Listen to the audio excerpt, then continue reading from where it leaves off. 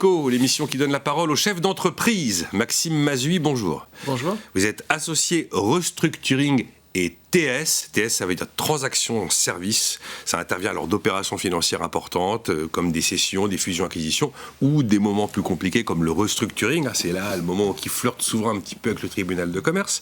Vous êtes en charge du bureau de Lyon de Squareness. Et à vos côtés, Frédéric Meunier, bonjour et bienvenue.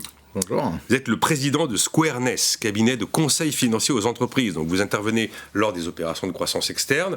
Il faut donner un prix à la société qui va être achetée.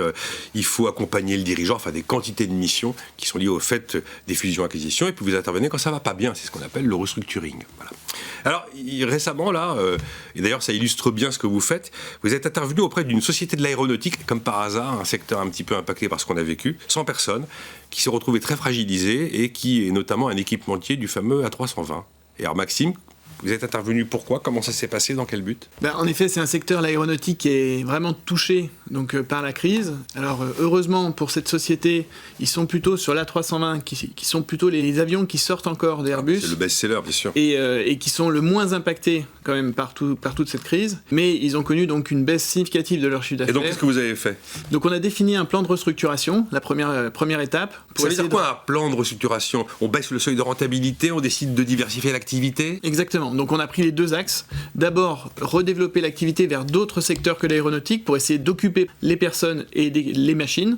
Et ensuite, on a défini quand même un plan de restructuration pour faire des économies, pour en effet baisser le seuil de rentabilité. Réduire les effectifs, réduire la voilure, c'est ça, hein? C'est nécessaire quand on perd 30% de son chiffre d'affaires. Si on n'a pas de réaction, on va dans le mur. Et en effet, c'était la première étape du plan de restructuration. Ils ont changé de métier, soudainement, avec leurs machines et leurs hommes? Non, ils ont changé de secteur. Ils sont restés sur les métiers qu'ils connaissaient. D'accord. Et ils ont pu développer, notamment dans l'activité médicale, des axes de croissance, alors qui vont pas remplacer l'aéronautique, mais qui vont permettre quand même de survivre. Voilà, justement, le principal enjeu quand on s'appelle Squareness, sauver des entreprises, éviter le mot liquidation après défaillance. Ça, c'est vraiment un objectif qu'on se donne. En effet, quand on est dans une activité de restructuration, c'est de trouver et de mettre en place tout ce qui est possible de faire pour éviter le dépôt de bilan.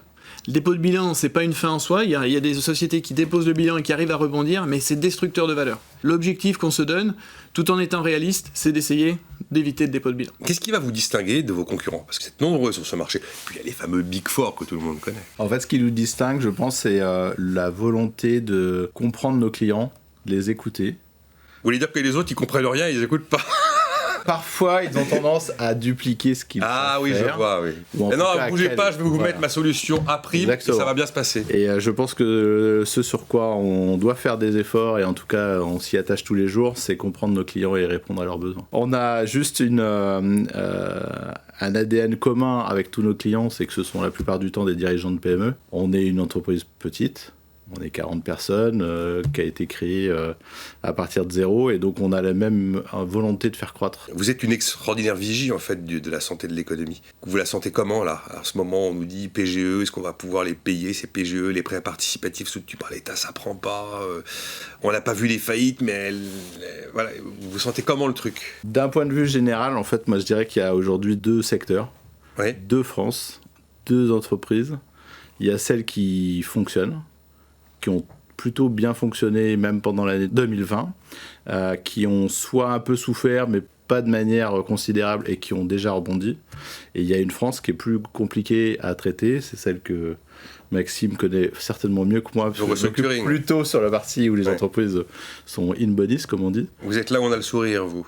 Probablement, ouais, plus souvent en tout cas. Mais ce que vous décrivez, c'est quand même 90% des entreprises qui finalement s'en sortent. Oui, c'est ça. Ce que nous on constate.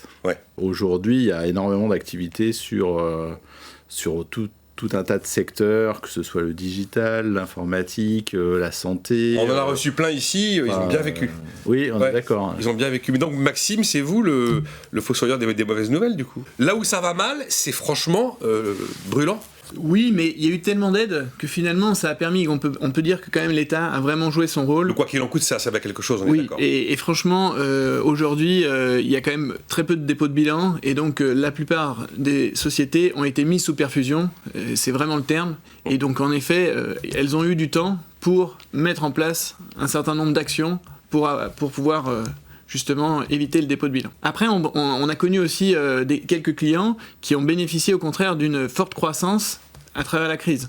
On vient de travailler avec un groupe de piscinistes, donc de fabrication et installation de piscines. Hallucinant, la courbe des piscines. Mais exactement. Ah oui, c'est... Et en fait, tout ce qui est l'aménagement intérieur de la maison... Le canapé aussi. Voilà. On n'a jamais vendu autant de canapés. Exactement. On a des clients dans les fenêtres, ils fabriquent des fenêtres, ils n'ont jamais connu autant de croissance, puisque toutes les personnes ont passé du temps dans leur maison, ont du budget pour réinvestir dans la maison, et ils ont connu une croissance très très forte et significative. Et donc, eux, ils ont vraiment bénéficié d'un effet positif de tout ce qui s'est passé. Mais vous craignez quand même ce fameux mur des prêts garantis par l'État, qu'on ne voit pas encore vraiment précisément, mais qu'on redoute?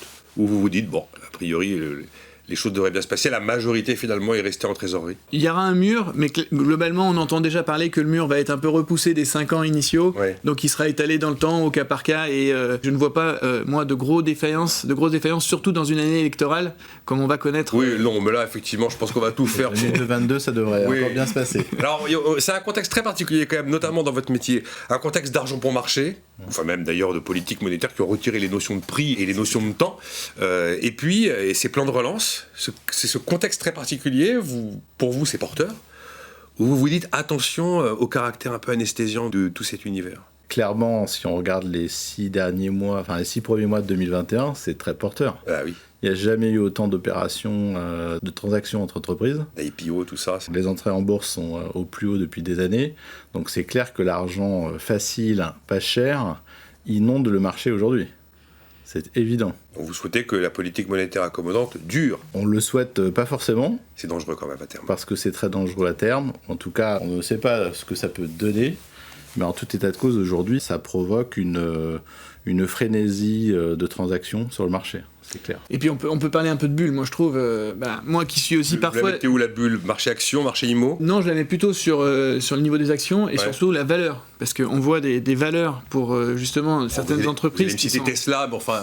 Non, mais sans parler des sociétés cotées qui sont pas trop dans notre marché, parce que nous on est plutôt sur les PME, ETI. PME du non-coté. Voilà. Mais même sur ce segment-là de PME, ETI, on voit des niveaux de valeur, puisqu'on est crise ou Covid waterproof, comme on dit, comme on entend maintenant, des valeurs qui sont très très hautes. Il y a peu d'actifs sur le marché, de beaux actifs, et tout le monde les veut, et donc les prix sont vraiment à la hausse, les prix des boîtes sont vraiment à la hausse. Maxime, c'est la loi du marché, ça s'appelle l'offre et la demande, tout ça. Oui, mais on se demande jusqu'où ça va aller et comment ça va se finir, parce qu'à un moment, il va falloir rembourser les dettes. Et... C'est le coût des arbres qui ne montent pas jusqu'au ciel, on connaît l'histoire. Et vous êtes arrivé à un truc plutôt sympathique, vous avez été lauréat du classement décideur 2021 des meilleurs cabinets de TS, transactions services, et évaluation financière. Cette distinction, elle signifie quoi pour vous ? Et elle change quoi? Elle signifie, je dirais, 6 années d'efforts pour se faire connaître, puisque c'est les 6 années de création de Squareness. Ouais. Elle signifie, je pense, la reconnaissance d'un travail de qualité par nos clients. C'est ça que ça signifie. Et c'est le début de notre aventure. Année 2021, optimiste? Pour l'instant, tout va bien. Tant que l'argent est gratuit, que les bulles... Vous savez qu'une bulle, ça se dégonfle quelquefois. C'est vrai. Ça n'explose pas forcément. Après, l'enjeu pour 2021, si je peux rajouter quelque chose, c'est vraiment les recrutements. Puisqu'on est en forte croissance. Pour vous aussi, vous avez du mal à recruter? Nous aussi, on aimerait bien recruter des talents. Tous les gens que j'ai reçus dans J'aime l'écho qui veulent recruter ne trouvent pas. C'est pas facile. On trouve avec difficulté. Longue vie en tout cas, et bravo pour cette distinction 2021 à Squareness. Merci Maxime Mazui et Frédéric Meunier. Merci à vous, au revoir.